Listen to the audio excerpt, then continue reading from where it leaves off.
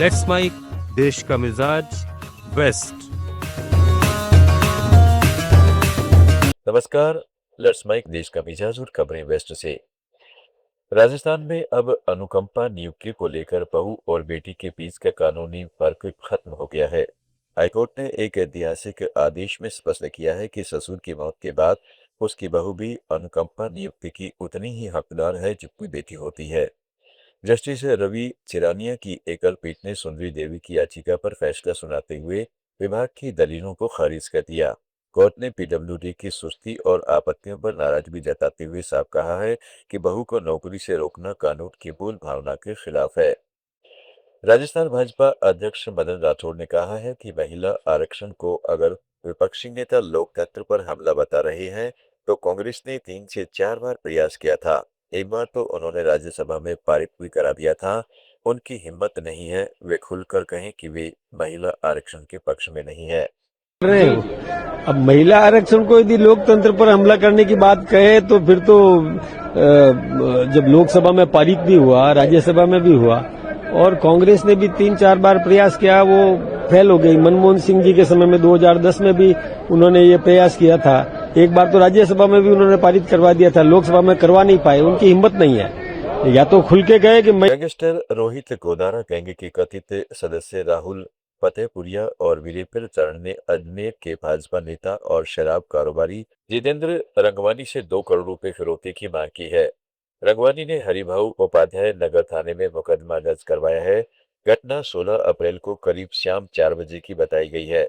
रंगवानी भगवानगंज में एक सैलून पर शेविंग करवा रहे थे। इसी दौरान उनके पास धमकी भरे कॉल और वॉइस मैसेज बदमाशों द्वारा भेजे गए। पुलिस ने अलग अलग टीमों का गठन कर दिया है जो मामले की जांच में जुट गई है। गुजरात में सूरत के उत्तरण इलाके में स्थित पोश कॉलोनी शालीग्राम एस्टेट्स में प्रसाद लड्डू जहरकांड का पुलिस ने खुलासा कर दिया है। इस मामले में पीड़ित परिवार को पड़ोसी महिला उषाबेन महेंद्र भाई नकरानी को गिरफ्तार किया गया है। पुलिस के अनुसार आरोपी ने बूंदी के लड्डुओं में नींद की गोलियां मिलाकर उन्हें धार्मिक प्रसाद के रूप में पीड़ित गोवर्धन भाई टोंडा के घर के दरवाजे पर लटका दिया था। 10 अप्रैल को लड्डू खाने के बाद गोवर्धन भाई और उनकी बहू किरण की तबीयत बिगड़ गई। दोनों को अस्पताल में भर्ती कराया गया। गोवर्धन भाई की हालत गंभीर होने पर उन्हें वेंटिलेटर पर रखा गया। पुलिस पूछताछ में आरोपी ने कबूल किया है कि उसने लड्डुओं में अधिक मात्रा में नींद की गोलियां पिलाई थी। आरोपी के खिलाफ केस दर्ज किया गया है। बिहार के मुख्यमंत्री सम्राट चौधरी को फोन पर जान से मारने की धमकी देने वाले आरोपी शेखर यादव को गुजरात की साणंद पुलिस ने गिरफ्तार कर लिया है। आरोपी मूल रूप से बिहार के बांका जिले का रहने वाला है।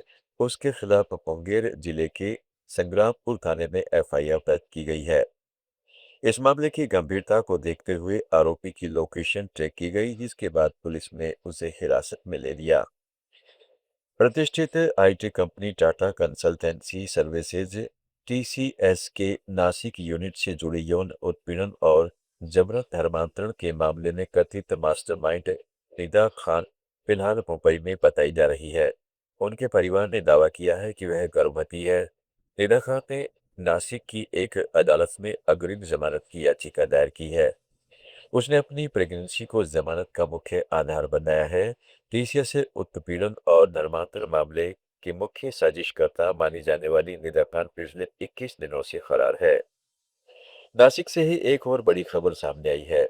यहाँ स्मृति हाईवे पर हुए भीषण सड़क हादसे में शिव निका ट्रस्ट के उपाध्यक्ष और भोंदू बाबा अशोक खैरात के करीब माने जाने वाले डॉक्टर जितेंद्र शेलके की मौत हो गई। यह हादसा तब हुआ जब उनकी कार सड़क किनारे खड़े एक ट्रेलर से पीछे से जा टकरा गई। हादसे में डॉक्टर शेलके की मौके पर ही मौत हो गई, जबकि उनकी पत्नी और बेटा गंभीर रूप से घायल हो गए। दोनों को तुरंत नजदीकी निजी अस्पताल में भर्ती कराया गया है। देश का मिजाज में फिलहाल इतना ही। जुड़े रहिएगा लेट्स माइक के साथ। आप सुन रहे थे let's mike more than radio. Follow कीजिए हमें हमारे सोशल मीडिया प्लेटफॉर्म्स पर। It's time for news. It's time for more than radio.